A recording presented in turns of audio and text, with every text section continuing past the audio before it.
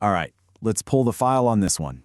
We're opening the case on what is, without a doubt, one of the most baffling and infamous crime sprees in recent history. We're going to treat this like an official briefing, just sticking to the evidence on record. So, picture this. It's 1997, and Andrew Cunanan is a ghost. He's on the FBI's 10 most wanted list, yet he's moving freely across the entire country. He's leaving a trail of bodies behind him, all while this massive manhunt is frankly struggling to even get a step behind him. And it all comes to a head on the sunny streets of Miami Beach with a crime that absolutely stunned the globe: the murder of fashion legend Gianni Versace. And that's the real question here, isn't it? That's the core of this whole investigation. We know what happened, that's all a matter of public record. But the why?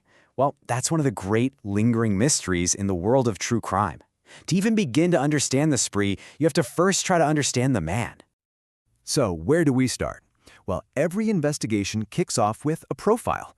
Let's dig into the file on Andrew Cunanan and really try to get a handle on who this person was long before he became a household name for all the worst reasons. This quote, this is from Maureen Orth's book on the case, and it just hits the nail on the head. It perfectly captures the biggest problem investigators faced. Cunanan was a chameleon. He was this collection of carefully crafted masks, and the terrifying part was the growing suspicion that maybe there was no real person underneath it all. The psychological workup in the source material is pretty clear. The profile labels him a conscienceless sociopath. Now, that's not just some dramatic, made-for-TV term. It points to a very specific and dangerous mindset, an ego the size of a planet, combined with a complete and utter inability to feel any remorse for what he did. And when we break down the components of his psychology, you see this toxic mix.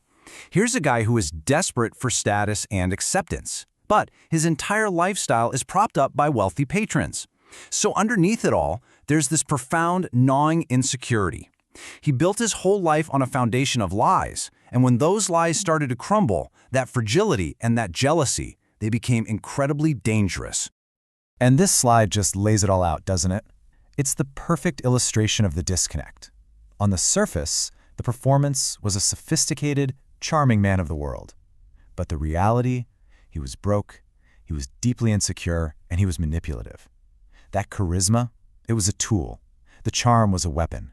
There was no real substance there. It was all just a performance. Okay, so now let's move on to the timeline of the actual incidents. This is where we see how that psychological profile exploded into a violent cross-country crime spree. It all kicks off in late April 1997.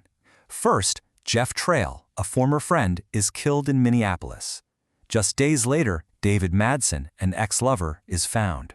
From there, he moves with terrifying speed. In Chicago, it's wealthy real estate developer Lee Miglin.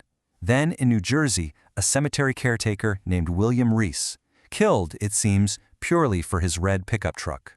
You can see how each murder just escalates his boldness, all leading up to that final, shocking act in Miami. And here's what was so crucial and so baffling for the investigators. The victims seemed almost random. I mean, think about it. What connects these specific people? You've got a former friend, an ex-lover, a wealthy stranger, a working man who is just in the wrong place at the wrong time, and finally, a global superstar. This lack of a clear, obvious motive is what drove everyone crazy and just poured fuel on the media fire. Which brings us to a really tough part of this case, the operational review. You have Cunanan on the FBI's most wanted list, so how on earth did he manage to evade capture for so long? This became known as one of the largest failed manhunts in U.S. history, and, for some very good reasons. When you look back, the investigation was just riddled with problems. You had different police departments, the FBI, they just weren't sharing information the way they should have. Critical leads were getting leaked to the press, which didn't just mess up the investigation, it almost certainly tipped Cunanan off. And there was this cloud of hesitation hanging over law enforcement, a real fear of making a mistake because of all the heat they took after the O.J. Simpson trial. It all added up to a lot of missed opportunities. And this quote just underscores the tragic reality of it all. This wasn't just about procedural errors. It's widely believed that if law enforcement had been more cohesive and acted faster after the first couple of murders, William Reese and Gianni Versace might still be alive. The failures had a devastating, very real human cost. So this brings us to the end of the line, the final disposition of the case. The manhunt that had crisscrossed the entire country finally zeroed in on one single location. The end came just 8 days after the Versace murder, and of all places, it was on this nondescript houseboat in Miami. A caretaker was just doing his rounds, checking on the property, when he heard a noise, a gunshot, and he immediately called the police. What happened next was a total media circus. I mean, hundreds of police officers, SWAT teams, helicopters, news vans, they all descended on this one little houseboat. For hours, the entire world was watching, just waiting for this big final confrontation. But when the police finally breached the boat, they found Andrew Cunanan. He was already dead from a self-inflicted gunshot. And so just like that, the case file closes. But the biggest question mark of all just hangs there, unanswered. By taking his own life, Cunanan took his motives to the grave. So why did he do it? Was it jealousy? Was it a twisted, desperate grab for the fame that he could never earn on his own? Or was it just the final, chaotic act of a man whose masks had finally all crumbled away, revealing absolutely nothing underneath? That is the mystery that we are still left with today.